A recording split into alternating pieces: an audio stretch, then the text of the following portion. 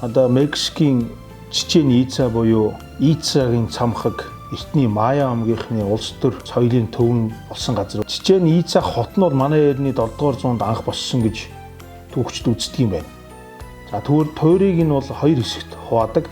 За эхний хэсэг нь болохоор манай эртний 6-аас 7 дугаар зуунд Майячууд үед харьяалагддаг барилга байгууламжид багтаадаг бол харин үлдсэн хэсэг нь манай эртний 10-аас 11 дугаар зууны үед Толтекчуудын үед харьяалагдах барилга байгууламжуудыг багтаадагаараа ялгаатай байна. Ер нь бол 10 дугаар зууны үед хотыг Толтекчууд эзлэн авч улмаар 11 дугаар зууны үед бол нийслэл хотоо болгосон гинэ. Гэхдээ 1178 он тухайн үеийн индианчууд тэдний толгойлогч Хунак-Килийн удирдлагын дор нэгдсэн Майяпан, Ушмал, Ицмал гэдэг индианы омгууд юм байна л. Тэдний дайчид Чичен Ица хотыг эзлэн авч босниулсан байдгийн байна. Ингээд 16 дугаар зууны ихэнх үе гэхэд Чичен Ица айл хэдийн балгасуулаад төвшчихсэн. За Мандан мадралтын үе. Чичен Ица хот нь болохоор 600 оны орчмоос товон гарч ирсэн гэх. Бүс нутгийн хэмжээндээ улс төр, нийгэм, соёл, эдийн засаг, оюун санааны амьдралыг хамгийн хүчирхэг нойлох төв гол цэг нь болж байсан. Угсаатны зүүн сурвалжид тэмдэглэснээр бол 987 онд Төв Мексикт оршин тогтнож байсан Толтек гүрний хаан Кацалькоатл гэдэг хаан өөрийн хайрамтайгаа ирж холбоотон Чичен Ицэг хоёр дахь туулаа буюу дээд нийслэлээ олгож ирсэн гинэ.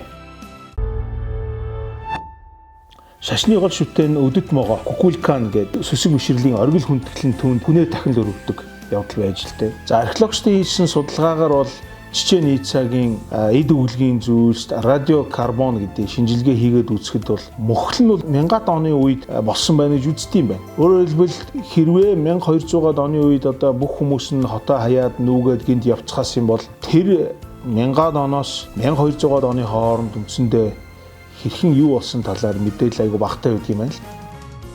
Union Pay Your Way.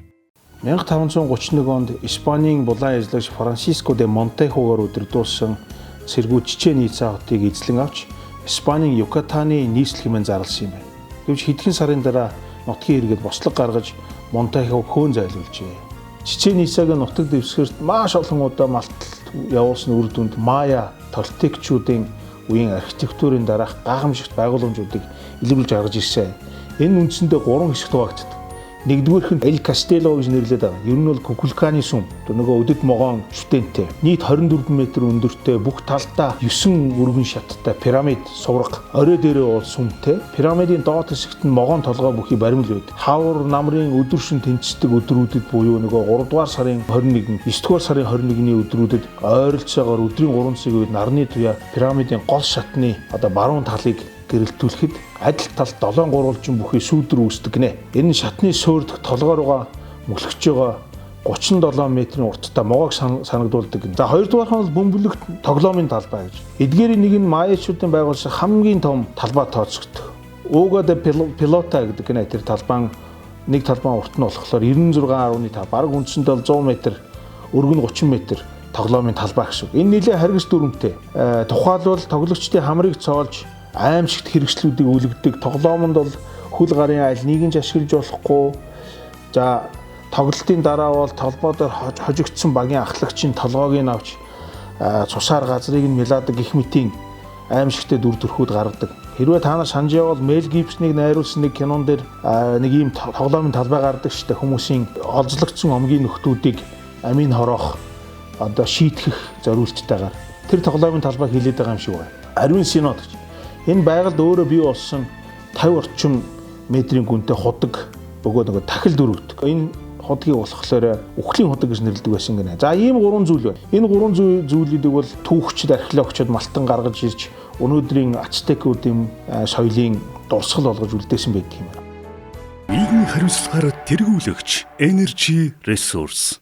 2009 онд Юкатан мужийн засаг захиргааныхан Чичен Ица хот оршиж байсан газрыг худалдаж авсан гинэ. Тэр нь бол нэг Ханс Юрген Тиес Барбачано гэдэг хүний мэдлэлт байсан юм байна. 220 сая песо буюу нийтдээ 17.8 сая доллараар худалдаж авсан. Зүгээр яг хуу энэ тэнд бичсэн их сурвалжуудаас ингээд үзэх юм бол уг газрын эзэн өөрөө ЮНЕСКОгийн дэлхийн өв соёл бүртгэлтэй энэ газрыг хамгаалтанд агуулахын тулд худалдах санаачлаа гаргасан гэж ярьдаг гэн. За гэтэл яагаад энэ хүний хувийн эзэмшилд энэ юм яагаад орчвоо гэж. 1532 оны үед Испанийн байлдан дагуултын үед Юкатаны нийслэл байсан газрыг одоо эзэлж аваад анх бол Реал хот гэж нэрлсэн юм байна. За 1580-аад оны үед Испанийн засгийн газрын эзэд тэр газарт нь малдаг дээрээс нь өөрийнхөө эдлэн газруудыг нь тонж эхэлсэн юм л да, малын хашаа хороо байрны эдэргээд. 1894 онд Эдвард Херберт Томпсон гэдэг нэг Америк нөхөр Хасианда гэдэг үг чинь бол одоо Испани хэлээр бол эдлэн газар гэсэн үг шүү дээ. Чичээний эдлэн газрыг эрхийг нь аваад хэдэн зуун жил Майячуудад амьдарч ирсэн тэр газар нутгуудад судалгаа хийгээд Peabody Museum of Harvard University, The Field Museum of Chicago, National History Museum of New York зэрэг газруудтай гэрээлэн ажиллаж исэн байх юм. Тэгээ яг нь ер нь бол өөрийн одоо хувийн судалгааны талбай болгон ашиглах зорилготой байж байгаад 1926 онд Мексикийн засгийн газраас түүнийг соёлын үеийн хулгай хэрэгээр баривчлаад Чичээний эцэг хурааж авч. Харин 1944 онд Мексикийн дээд шүүхээс гин буруу гэж үзээд мань нэрийг суллаад буцаад нөгөө газрыг нь өөрт нь олгоцсон юм байна л д. Тэрнээс хойш бол тэрээр тус газрыг аялал жуулчлалын бизнес эрхлэгч Фернандо Барбачано Пойн гэдэг хүн зарцсан гинэ. Нөгөөх нь худалдаж авсан газраа Хасианда Чичээний нөгөө 5 акр газар дээр Майяланд гэдэг зочдууд бариад ерөөсөө нөгөө барьсан зочдууд нь Чичээний цагийн нөгөө Ацтекийн цам одоо пирамидаас 100 метрийн зайтай байсан. Одоо ингээд тэр нь явсаар хагаад нөгөө хүний тэр орчим газар нутаг тэр чигээр энэ хүний хувийн мэдэлд орсон ийм сонирхолтой түүхтэй юм байна да.